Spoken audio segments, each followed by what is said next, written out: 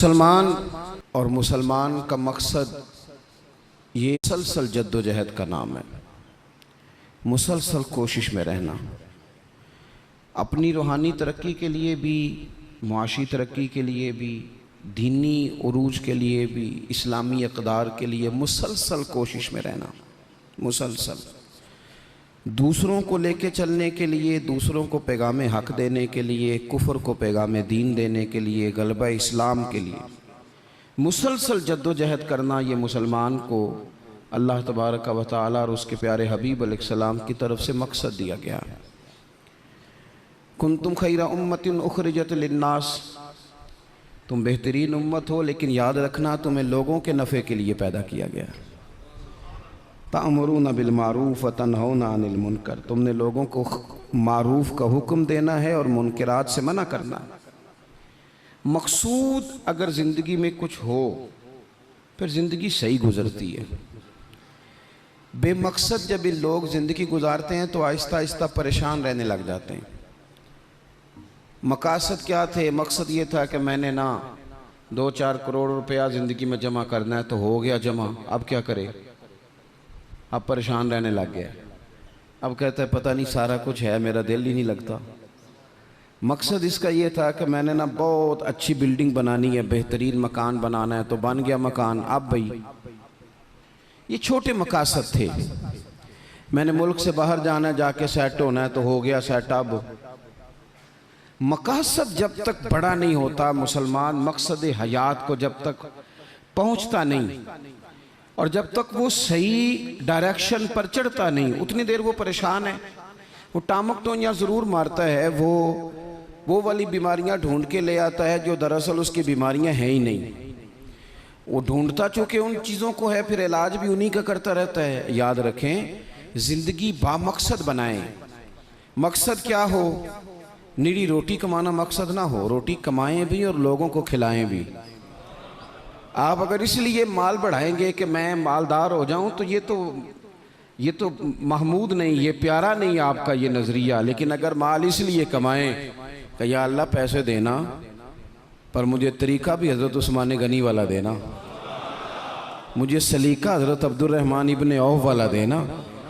आप अगर मकासद के तहत ज़िंदगी गुजारेंगे तो बेचैन नहीं रहेंगे।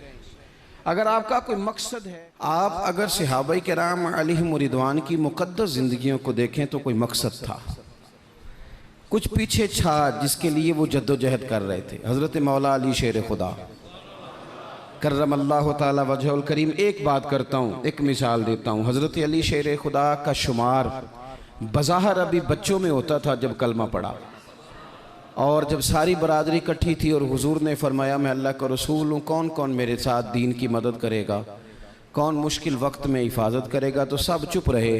हज़रत अली उठ के खड़े हो गए, कहा या रसूल अल्लाह, मैं मुहाफिज भी बनूंगा और दीन का मददगार भी बनूंगा। अब एक मकसद बना लिया है कि मैंने तलवार लेनी है, मैंने दीन की हिफाजत करनी है, मैंने ये काम करना। एक मकसद तो है ना यार, एक प्रोग्राम बना लिया है। अब हज़रत मौला अली शेर खुदा हर मैदान में पहली सफ़ में नज़र आए। एक मौका ऐसा आया जहाँ मेरे हबीब अलैहिस्सलाम ने फरमाया कि अली, तुम मदीने में मेरे पीछे रहो, बच्चे हैं, औरतें हैं, निगहबानी है, और मैं इसलिए इसी तरह तुम्हें छोड़ के जा रहा हूँ जिस तरह हज़रत मूसा अलैहिस्सलाम जनाब हारून को छोड़ के गए थे, मगर ये कि मेरे बाद नबी कोई नहीं। एक मौके पर सिर्फ छोड़ के गए, जिहाद पे साथ नहीं लेके गए, तो हज़रत अली रोने लगे। अल्लाह करे आपको समझ आए मेरी बात की। बच्चा हमारा भी रोता है, पर वो कहता मैंने सैर के लिए जाना है। मकसूद कुछ और बना लिया है ना। पैसे हमारे बच्चे भी मांगते हैं, पर वो कहते हैं कि टूर जा रहा है, मैंने साथ जाना है। हमें भी रोना आता है कई दफ़ा, लेकिन वो जो पार्टी हमने काबू करनी थी वो कोई और करके ले गया। ये तो ग्राहक मेरा था, ये दाएं बाएं कैसे निकल गया। रोना तक आ जाता है, उनका भी रोना था। अर्ज़ की या रसूलल्लाह सल्लल्लाहु अलैहि वसल्लम, आप मुझे बच्चों और औरतों पर छोड़ कर जा रहे हैं? तो हुजूर सल्लल्लाहु ताला अलैहि वसल्लम ने फरमाया, अली उसी तरह छोड़ के जा रहा हूँ जिस तरह हज़रत हारून को जनाब मूसा कलीम छोड़ के गए थे। भाई एक मकसूद था कि मैंने मैदान में रहना है, एक इरादा किया था, एक प्रोग्राम बनाया था, फिर सारी ज़िंदगी वो मैदान में रहे। उनको जब खंजर लगा ना कूफे की जामे मस्जिद के करीब, तो बंदे को तकलीफ़ होती है तो वो हाय करता है, बेटे को आवाज़ देता है, नसीहतें लिखवाता है। लेकिन मौला अली को खंजर लगा तो क्या कहते हैं? कहते हैं फुज़ तु बिरब्बिल काबा, लो भाई लोगो रब्बे काबा की कसम आज मैं कामयाब हो गया हूँ। एक मकसूद बनाया था ना, आज मैं उस मकसूद तक पहुँच गया। यार कोई मकसद तो हो। लो सुनो बात, बुखारी में मौजूद है। एक खातून थी जो मस्जिद नबवी शरीफ में झाड़ू देती थी। मुश्किल काम है? चलें आप बताएं मुझे, मस्जिद के अंदर झाड़ू देना आसान है कि मस्जिद का सदर बनना आसान है? नहीं, सदर बनना ही सौखा दे, इसलिए कि सदर बन के करना कुछ नहीं ना, आर्डर ही जारी करना है। इल्ला माशाअल्लाह अच्छे लोगों की बात नहीं करता। इसलिए अच्छा ज़्यादा अजर वाला काम तो ये ना कि अल्लाह का घर साफ किया जाए। मैंने तो उलमा से कई जगह कहा है कि इस ओहदे का ना आप कोई नाम बदल दें, इस सीट का निगरान कर दें, सरपरस्त कर दें। क्योंकि जब सदर आप कह देते हैं ना, तो सदर पाकिस्तान का सबसे बड़ा आइनी ओहदा है। और सदर अगर बाइख्तियार हो तो पहला काम असेंबलियाँ तोड़ने का करता है, तो फिर मुश्किल हो जाएगी। एक खातून मस्जिद नबवी शरीफ में झाड़ू देती थी। कोई मकसद तो है ना यार, यानी जुमे वाले दिन मैंने झाड़ू देना है, कोई मकसद तो है। मैंने यार अल्लाह के घर, अल्लाह का घर समझ के, कमेटी की मस्जिद समझ के नहीं, महल्ले की मस्जिद समझ के नहीं, रब का घर समझ के मैंने यार वो वाशरूम साफ करने हैं जिनके अंदर लोग गुजरते हैं और नमाज के लिए अपने आप को तैयार करके लोग वुजू से फारिग होकर के आते हैं। एक मकसूद है, एक इरादा कर लिया है, कोई प्रोग्राम तो हो। ऐसे मुहम्मल फजूल वक्त गुजरता जाए। यानी हमारे यहाँ ना कुछ लोग कहते हैं मैं बोर बड़ा होता हूँ। आपने नाराज़ नहीं होना, मैं सैकड़ों और हज़ारों लोगों को जानता हूँ जो उनसे पूछना क्या कर रहे हैं तो कहते हैं टाइम पास कर रहा हूँ। तो मैं कहता हूँ आपने टाइम को बिल्कुल फजूल समझ लिया है। क्या समझते हैं आप? ज़िंदगी के लम्हात इतने फारिग हैं। और नबी पाक सल्लल्लाहु अलैहि वसल्लम ने फरमाया दो नेमतें ऐसी हैं जिनके बारे में बहुत सारे लोग धोखे में। दो नेमतें, नेमतें का हुजूर ने नेमतान, दो नेमतें ऐसी हैं जिसके बारे में लोग धोखे में पड़ गए। उन्हें समझ ही नहीं आई कि हमारे पास नेमत या रसूलल्लाह कौन सी? हुजूर ने फरमाया एक सेहत और एक फुर्सत, एक सेहत और एक फुर्सत। अल्लाह ने फारिग वक्त दिया था कि बहुत सारे कुरान पाक पढ़ सकता था, दरूद पाक पढ़ सकता था, कोई काम कर सकता था, लेकिन बस उस चौक में गुजर गया, उस गली में वक्त गुजर गया, फलाने की बातें करते वक्त गुजर गया, मेलों ठेलों में गुजर गया, शुगल मेलों में गुजर गया, कोई ठंडे इलाके की सैर में गुजर गया, जो बचा था वो मोबाइल पे गुजर गया। बीत गए औकात हमारे। कोई मकसूद है मेरे अजीज? मस्जिद में झाड़ू देती है खातून, बीमार हो गई लेकिन बामकसद जिंदगी गुजार रही थी ना। उसने किसी न किसी तरीके से अपने आप को मदीने वाले महबूब के दीन से जोड़ लिया था। झाड़ू देती थी मस्जिद में, बीमार हो गई। कुर्बान जाएं रसूल कायनात यानी अल्लाह की रहमत कामिला, हुजूर खुद चल के तीमारदारी करने तशरीफ ले गए और फरमाया अगर ये इंतकाल कर जाए तो मुझे खबर ज़रूर करना। सहाबा फरमाते हैं रात का वक्त था, ठंड का मौसम था और हुक्म भी ये था कि जब कोई इंतकाल कर जाए तो जल्दी तदफीन कर दो। हमने हुजूर को तकलीफ़ देना मुनासिब न समझा, गुस्ल कफन का बंदोबस्त हुआ, जनाजा पड़ा, दफन कर दिया। इसने कुछ किया है, इसने ना दीन के साथ कुछ ताल्लुक़ बनाया है। अल्लाह हमारा भी नाम झाड़ू देने वालों में लिख दे। कोई ताल्लुक़ तो इसने बनाया है ना, कहीं किसी कोने में जाके इसने रिश्ता दीन से जोड़ा है। हुजूर सैयद आलम अलैहिस्सलाम सुबह तशरीफ लाए तो सारा कुछ जानने वाले महबूब पूछने लगे तुमने मुझे बताया क्यों नहीं? ये भी एजाज के लिए, वरना अल्लमा का मालम तकुन तालम। हुजूर सैयद आलम अलैहिस्सलाम ने फरमाया क्यों नहीं बताया? कुर्बान जाएं, मर जाने को जी चाहता है इस अदा पर, सारी कायनात जाए हुजूर के रोज़ा नूर पर। और नबी पाक ने पूछा बताया क्यों नहीं? या रसूलल्लाह रात थी, तकलीफ देना मुनासिब नहीं समझा। ओ बूढ़ी अम्मा तेरे नसीबों पे हमारे माँ बाप कुर्बान हो। हुजूर फरमाने लगे मुझे बताओ उसकी कब्र कहाँ है? मैं यानी हुजूर किसी की कब्र पे आ जाए, अल्लाह की सारी रहमतें आ गई। करीम महबूब अलैहिस्सलाम कब्र पे गए, वैसे तो दूसरा जनाजा जायज़ नहीं, एक ही शर्त में जायज़ है कि अगर वारिस ने नहीं पढ़ा तो दूसरा जनाजा पढ़ा जा सकता है, लेकिन हुजूर तो खुद वारिस है ना सारी उम्मत के, और हुजूर इख्तियार रखते हैं, शारे हैं। हुजूर कब्र पे गए, यही बड़ी बात थी कि हुजूर उसकी कब्र पे चले गए, लेकिन कब्र पे खड़े होके हुजूर ने फरमाया दोबारा सफ़े बनाओ भाई, मैं दोबारा जनाजा पढ़ाऊंगा। क्योंकि कोई मकसद तो था ना, ये मस्जिद में झाड़ू देती थी। आखिरी वेले मेरी आँखियाँ राह तकना है तेरा, तेरा ते कुछ भी नहीं जाना सजना, पा जावें जे फेरा ते सौखा निकले सावे जहूरी, जे वेख लवा मुख तेरा। हुजूर तशरीफ ले आए, खुद तशरीफ ले आए और कब्र मुबारक पर खड़े होके दोबारा जनाजा पढ़ाए। नौजवानों, बड़ा वक्त ज़ाया हो गया, बड़ा। हमने ज़िंदगी में जो सबसे ज़्यादा चीज़ ज़ाया की है वो वक्त है। याद रखना, मुझे न बताना, किसी दोस्त को न बताना, लेकिन अपने आप से ज़रूर सवाल करना कि ज़िंदगी में हमें जितनी नाकामियाँ मिली हैं ना, उसकी असल वजह यह है कि हमने वक्त ज़ाया किया है, और बड़ा ज़ाया किया है। हम एक तो मकसद नहीं बना सके, दूसरा अपने वक्त को सही मैनेज नहीं कर सके। हम बड़ा कुछ कर सकते थे, अल्लाह तबारक व तआला ने सलाहियत दी थी, बहुत सारे काम हम अपने ज़िम्मे लेते तो कर जाते, लेकिन वक्त ज़ाया किया। इमाम बहकी ने हदीस लिखी है, मेरे रसूल पाक सल्लल्लाहु ताला अलैहि वसल्लम ने इरशाद फरमाया, जब सुबह दिन चढ़ता है ना तो दिन ऐलान करता है, वो दिन ऐलान करता है, कहता है मैं आज आया हूँ, आज के बाद नहीं आऊँगा, आज के बाद नहीं आऊँगा। कुछ करना है तो कर लो, आज जो दिन आया है ना, आज ये क़यामत तक दोबारा वापिस नहीं आएगा। कुछ कर लो। जिसने आज तिलावत नहीं की उसका ये दिन बगैर तिलावत के गुजर गया। मेरे अजीज, जिसने आज दरूद पाक नहीं ना पढ़ा, हुजूर को याद नहीं किया, उसका ये दिन गुजर गया बगैर दरूद पाक। जिसने आज सजदों की कसरत नहीं की, ये दिन बीत गया।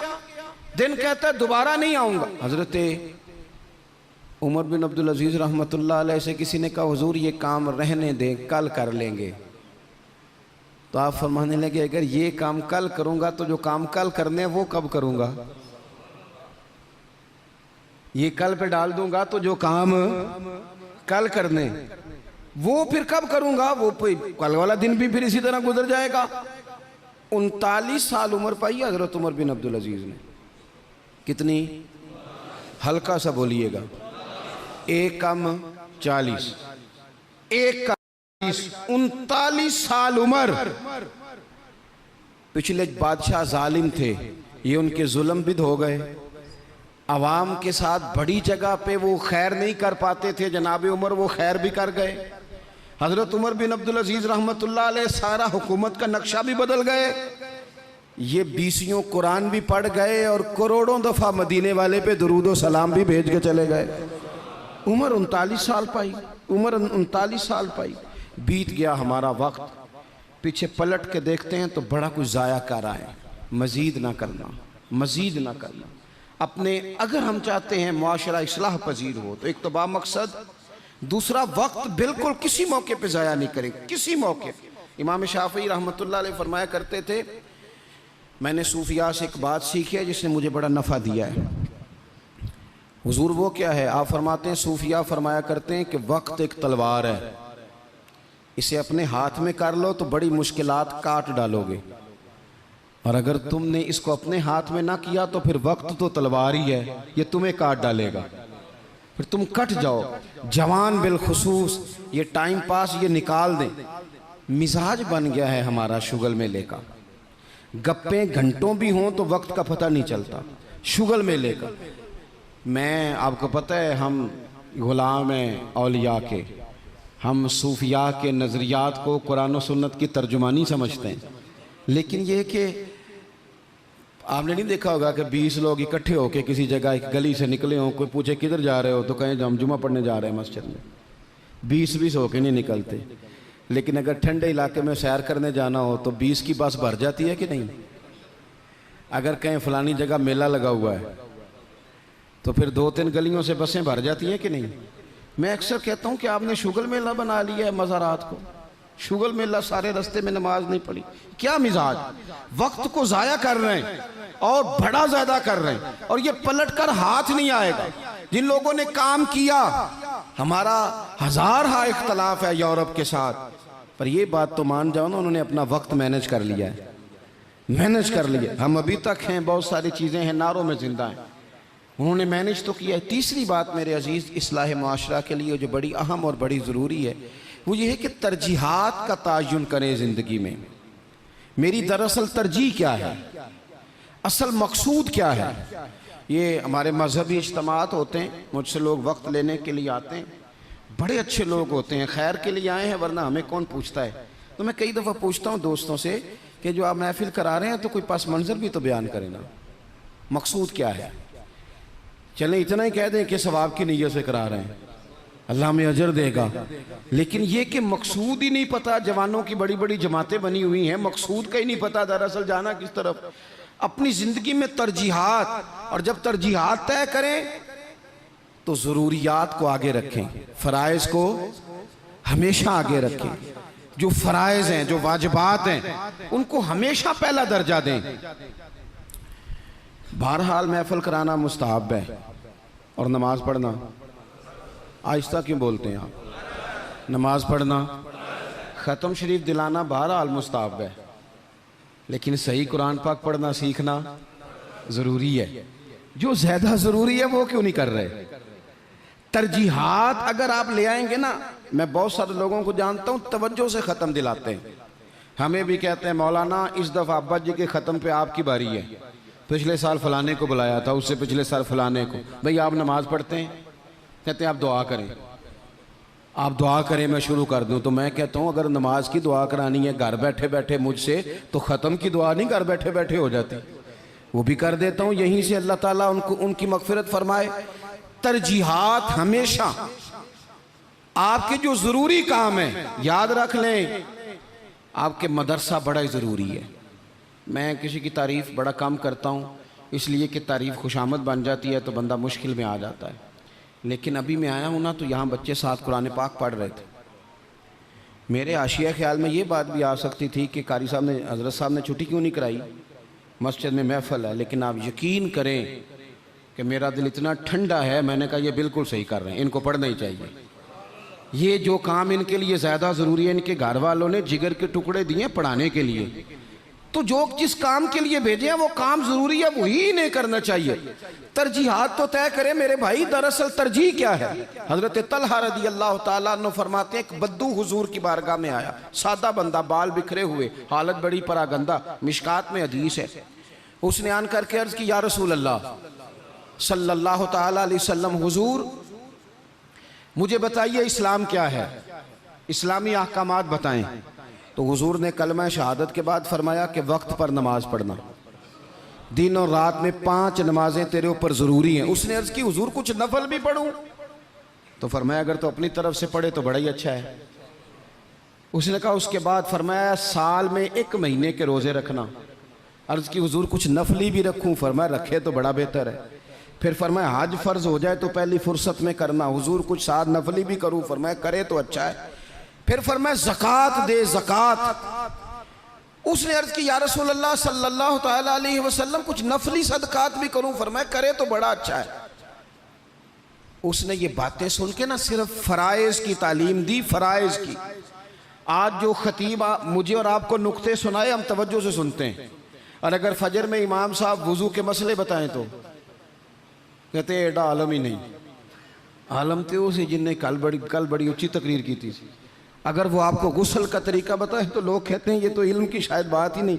वो नुक्ता बयान करने वाला, वो जिसकी आवाज़ ज़्यादा बुलंद हो रही थी। आवाज़ बुलंद होना ज़्यादा ज़रूरी नहीं होता, दलाइल बुलंद होना ज़रूरी होता है। आपकी दलील कितनी मजबूत है ये ज़्यादा अहम है। तो अल्लाह के महबूब अलैहिस्सलाम ने फरमाया फ़र्ज़ नमाज पढ़, ज़कात दे, रमज़ान के रोज़े रख, हज कर। हुज़ूर सैयद आलम सल्लल्लाहु तआला अलैहि वसल्लम ने ये तरजीहात बताई। वो शख्स पता है हुज़ूर से क्या कहता है? कहता है, या रसूलल्लाह जो मैंने आपसे सुना है ना कमी करूँगा ना इजाफा करूँगा। गोया वो मान गया कि मैं तरजीह दूंगा फ़राइज़ को। तो रसूल पाक सल्लल्लाहु अलैहि वसल्लम ने फरमाया, सहाबा की तरफ देख के फरमाया, अगर ये जो कह रहा है उस पर डटा रहा जो इसने कहा है अगर वो सच किया इसने तो फरमाया फिर ये बंदा कामयाब हो जाएगा, फिर ये फलाह पा जाएगा। आप तरजीह हमेशा अहम काम को दें। मैं जो बात करने लगा हूं मेरे उलमा उसकी जिम्मेदारी लेंगे। आपसे ये नहीं पूछा जाएगा कि आपने मज़ार पे चादरें कितनी डाली हैं, ये ज़रूर पूछा जाएगा कि माँ बाप की खिदमत की कि नहीं की। तो जो तरजीह है मज़ार पे चादर ज़रूर डालें, मना नहीं, पर यह कि वहाँ वक्त पे जाना, वहाँ ड्यूटी ठीक करना और अम्मा अब्बा घर में परेशान हो। रसूल कायनात सल्लल्लाहु अलैहि वसल्लम की खिदमत में एक सहाबी हाजिर हुए, अर्ज़ की या रसूल अल्लाह सल्लल्लाहु तआला अलैहि वसल्लम, मैं एक मसला दरियाफ्त करने आया। मेरे दोस्तों पता हमें क्या हुआ है, हमने ना बाहर वक्त बहुत ज़्यादा दिया है और जो हमारे घर के अंदर हमारी जिम्मेदारियां थी ना, हमारे बच्चे, हमारी बीवी, हमारे बहन भाई, उन जिम्मेदारियों से ना हमने जान छुड़ाई है। इल्ला माशाल्लाह कुछ लोगों ने बच्चे को चार्ज किया, बच्चा तंग कर रहा है, लगा दो गेम मोबाइल पे, चलो हमारी जान छूटी, वो जाने उसका काम जाने। आप अगर 10-15 मिनट बच्चे को देते, वो आपसे खेलता, वो मानूस होता। आप कहते मैं बड़ा मसरूफ़ हूँ, और भाई तो इतना मसरूफ़ तो नहीं जितने मदीने वाले महबूब मसरूफ़ हैं। लेकिन रसूल पाक के तो कंधों पे इमाम हसन चढ़ के सवारी किया करते थे, हुजूर की तो गोद में इमाम हुसैन खेला करते थे। हज़रत अबू हुरैरा कहते हैं मैंने देखा है कि हुजूर ने उनके बाजू थामे, उन्होंने पैर पहले हुजूर के मुकद्दस कदमों पे रखे, फिर उन्होंने अपने कदम मुबारक हुजूर की मुबारक पिंडलियों पे रखे, फिर टखनों पे रखे, फिर पेट पे रखे, फिर हुजूर की ज़ुबान चूसनी शुरू कर दी। तू क्यों वक्त नहीं दे रहा अपने बच्चों को? क्यों नहीं हम वक्त दे पाते अपने नवासों को, नवासियों को, पोतों और पोतियों को? वो जो हमारे लिए ज़रूरी था वो हमसे मानूस होने की बजाय किसी बदअकीदा से जाके मानूस हो जाते हैं। पता तब चलता है जब सारा अकीदा बिगड़ जाता है। अपने घर के अंदर जो जिम्मेदारियां उनको तरजीह दें। हुजूर सैयद आलम अलैहिस्सलाम ने फरमाया खैरुकुम खैरुकुम लिअहलिही व अना खैरुकुम लिअहलिही, फरमाया तुम में बेहतर वो है जो अपने घर वालों के लिए बेहतर है। व अना खैरुकुम लिअहलिही, और जाके पूछ लो मैं तुम सबसे बढ़ के अपने घर वालों के साथ खैर करने वाला। तरजीह दें। एक सहाबी आए, अर्ज़ करते हैं या रसूल अल्लाह सल्लल्लाहु अलैहि वसल्लम, मेरी बीवी पे हज फ़र्ज़ है, वो हज करने जा रही है, ये सियासता में हदीस मौजूद है, और मेरा नाम एक गज़वे में लिख दिया गया है, मैं जिहाद के लिए जा रहा हूँ, नाम मैंने लिखवा लिया है, हुक्म मेरे लिए क्या है? मेरी बातों की समझ आ रही है आप हजरात को? मेरी बीवी हज के लिए जा रही है, वो साहिब इस्तात होगी, जाहिर है उसके पास माल होगा, वो जा रही है, उसको जाना है, वो तैयार है, और मेरा नाम गज़वे में लिखा है, तो हुक्म क्या है? देर नहीं लगाई रसूल पाक ने, हुजूर फरमाने लगे तो अपना नाम गज़वे वाली लिस्ट से कटा, जिहाद पे ना जा, बल्कि तुम महरम बनकर अपनी बीवी के साथ हज करने जा। वो तेरी जिम्मेदारी है, वो तेरे अलावा कौन महरम बनेगा उसका? तो जो तेरी ड्यूटी का काम है उसे तो करना, तरजीही बुनियादों पर काम को करें। 4 बातें हो गई, एक बात आखिर में 5वीं। हम ना बहुत सारी चीज़ों की इस्लाह करते हैं, लफ्ज़ भी कई दफ़ा तराश लेते हैं, जुमले भी बड़े अच्छे तरतीब दे लेते हैं, लेकिन आहिस्ता आहिस्ता ना हमारे लहजे सख्त हो गए। सारी तवज्जो लफ्ज़ों पे ना दें, कुछ लहजों पर भी दें। लहजा जो होता है ना इंसान का, लहजा यानी बेटे को आवाज़ दी, अब्बा जी ने कहा बेटा, उसने कहा जी अब्बा जी क्या मसला, हुक्म करें, अभी तो मैं गया था। इसमें जुमला गुस्ताखी वाला कोई भी नहीं, पर लहजा गुस्ताखी वाला है। अब्बा जी क्या हुक्म है? कोई गुस्ताखी है इस लफ्ज़ में? अभी तो मैं यहाँ से गया हूँ, कोई गुस्ताखी है? लेकिन उसका जो लहजा है ना, चलें मैं आसान करता हूँ, आपकी समझ में बात आएगी। कुरान पाक में हज़रत लुकमान अपने साहिबजादे से बातें करते हैं, और वो सूरह लुकमान की बिल्कुल इब्तदा में वो आयात मौजूद हैं। तो हज़रत लुकमान ने ना अपने बेटे को जो नसीहतें की, एक नसीहत ये भी की थी, कहा वला तुसग़िर खद्दक लिन्नास, बेटा लोगों से रुखसार टेढ़ा करके बात ना करना, मुंह टेढ़ा करके तुरशरुई के साथ बात ना करना। तुरशरुई, वो बूढ़ा ससुर बूढ़ी सास बहू से कहती है पुत्र रोटी लाना, तो रोटी लाई है तो उसने जोर से बर्तन पटका है ज़मीन पे, पानी डाला है तो जोर से रखा है, दरवाज़ा तलखी से बंद किया। बूढ़े थे बेचारे, बीमार थे, परेशान हो गए। शाम को बेटा आया तो रो पड़े, कहा पुत्र तेरी बीवी बड़ा परेशान करती है। तो उसने कहा अपनी बीवी से इधर आना। तो बीवी जवाब में पता क्या कहती है, तवज्जो है मेरी बात पर, वो कहती है अब्बा जी ने पूछो मैं आख्या की है, आख्या वाकई कुछ नहीं सुन। अगर वो लफ्ज बताना चाहे तो लफ्ज वाकई कोई उसने कहा ही नहीं, तो बताए कहां से, उसने वाकई कुछ नहीं कहा। अब्बा जी से पूछे मैंने, कहा क्या, अम्मा जी से पूछे मैंने, तो क्या बताए अब्बा जी, गिलास बोलेगा कि इसने तलखी से मुझे फेंका था, कि दरवाजा बोलेगा। अब वो जो तलखी है ना वो रवैये की है। हमारा ना सिर्फ मसला, मैंने कुरान मजीद पढ़ा है कि जनाब लुकमान ने अपने बेटे से कहा पुत्र रुखसार टेढ़ा करके लोगों से बात, थोड़ा सा रवैया तो ठीक हो ना। हमारे रवैये ना, किसी जगह थोड़ी देर के लिए ट्रैफिक बंद हो तो लोगों का रवैया देखना, थोड़ी देर के लिए किसी जगह अगर ठहरना पड़ जाए तो मिजाज देखें लोगों का। हमारा आप किसी से ना किसी के बारे में सवाल करें, पूछें सियासतदान कैसे होते हैं, फिर हमारा रवैया देखें। आप पूछें पुलिस वाले किस तरह के होते हैं, फिर देखें रवैया। आप पूछें तेरा क्या ख्याल है अपने ससुराल वालों के बारे में, फिर रवैया देखें। चलें आप अच्छे लोग हैं और मस्जिद में भी बैठे हैं और बावजूद भी हैं, गलत बात तो करनी नहीं। अगर पूछा जाए कि मौलवियों के बारे में क्या ख्याल है, अगरचे सुनने भी आए हैं, अगरचे ये कि उनके पीछे नमाज भी पढ़ते हैं, लेकिन रवैयों में वो रंग नहीं है। आवाज़ देते हैं तो इस अंदाज में बाज़ लोग अपने डेरों पर बैठ के चौधरी तबसरा करते हैं, तो वो तबसरे का लहजा ठीक, मेरे लहजे में गुरूर आया था, तेरा हक था तू शिकायत करता। और मेरे भाई लहजे पर भी थोड़ी तवज्जो दे, अंदाज। कुछ लोग कहते हैं जी मैं कड़वा इसलिए हूँ कि सच्चा हूँ, सच्चे बंदे कड़वे होते हैं। मैंने कहा ये मिसाल ही गलत है सिरे से। कायनात में सबसे ज़्यादा सच मदीने वाले महबूब ने बोला है, सबसे ज़्यादा सच हुजूर ने बोला है, पर वो सच इतना मीठा था कि लोगों ने दौड़ दौड़ के उसे हासिल किया है। सच ही तो मीठा होता है, किसने कह दिया सच कड़वा होता है, ये हम कड़वा बना देते हैं। तुरशुरुई थोड़ा सा ना लहजे पर भी देखे ना, एक बेटा है, लहजे की बात है ना, वालदा ने, वो बेचारी अम्मा को टेलीफोन आ गया बेटी का कि अम्मा जी 20,000 रुपया चाहिए, मैं मजबूर हूँ, मैं तकलीफ़ ना देती। तब वो वालिद वालदा बैठे हैं, मशवरा कर रहे हैं, बेटा पहले ही ज़्यादा तनख्वाह कोई नहीं, खर्चे पहले ही ज़्यादा, कैसे कहेंगे। बड़ी उन्होंने ना मशवरा करके, बेटा आया तो बड़े प्यार से प्रेम से बात की, का पुत्र दिल तो नहीं करता, हमें तेरे हालात का पता है, पर तेरी बहन बेचारी को ना 20,000 की ज़रूरत। अब एक लहजा ये है, उसने कहा अब्बा जी कमाल बात है, आपको पहले भी पता ही है, आप मुझे रोज़ तकलीफ़ देते हैं, पहले इतने खर्चे, अभी ईद पे दिया तो था 3,000 उसके घर में, फिर उसने फ़ोन कर दिए, उसे भी सोचना चाहिए। उठ के चला गया।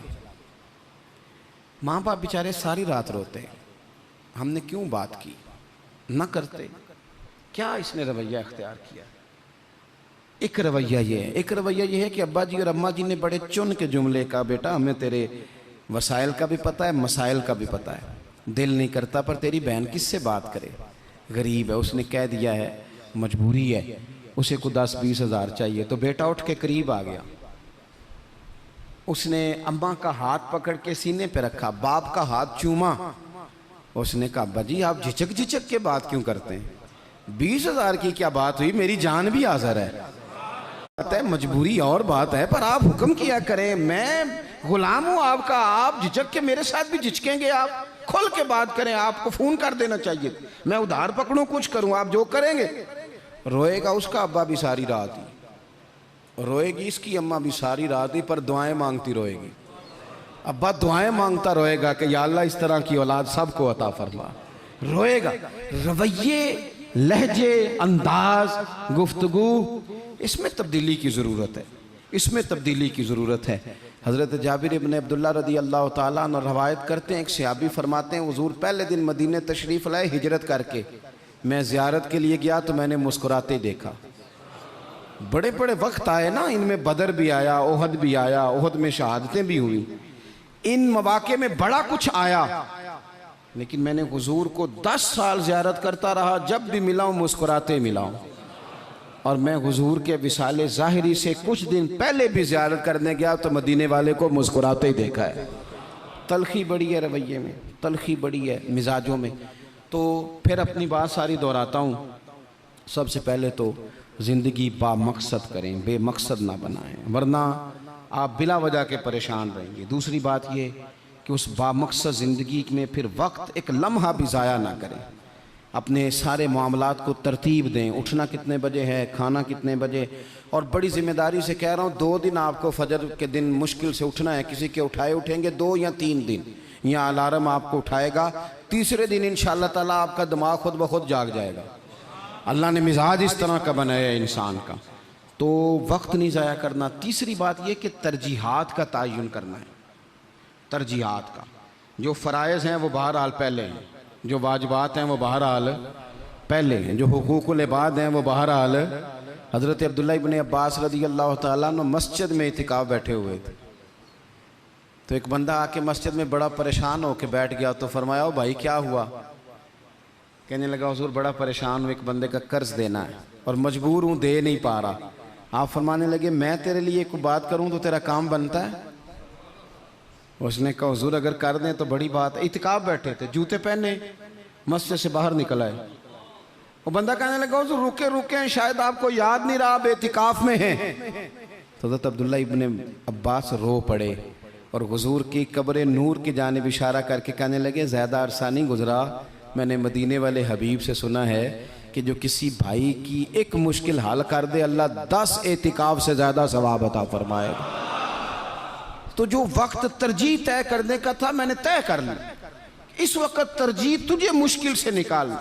हुकूकुल इबाद अगर तरजीह है तो उसे तय करें, फ़राइज़ तरजीह है तो उसे तय करें, और अपने रवैयों को अच्छा रखें। सब्र बड़ा हुसन है, सब्र में बड़ा कुछ पिन्हा हो जाएगा। बेसब्र आदमी चंद कदम भी नहीं चल सकेगा, थक जाएगा। ये चीज़ें ज़िंदगी में पैदा करें। उम्मीद है हमारी इस्लाह बड़ी करीब आ जाएगी।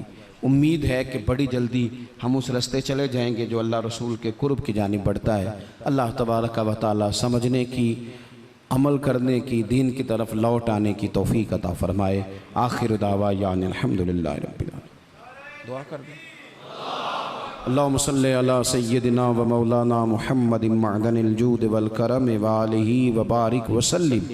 अल्लाह हमारी हाज़िरी को कबूलियत का शर्फ़ अता फरमा। जिन दोस्तों ने एहतमाम किया है उनकी कोशिश को, काविश को कबूल फरमा। ऐ कायनात के मालिक, हमारे गुनाह माफ़ फरमा, हमारी गलतियों से दरगुज़र फरमा, हमें नफ़े वाला इल्म अता फरमा, इखलास वाला अमल नसीब फरमा।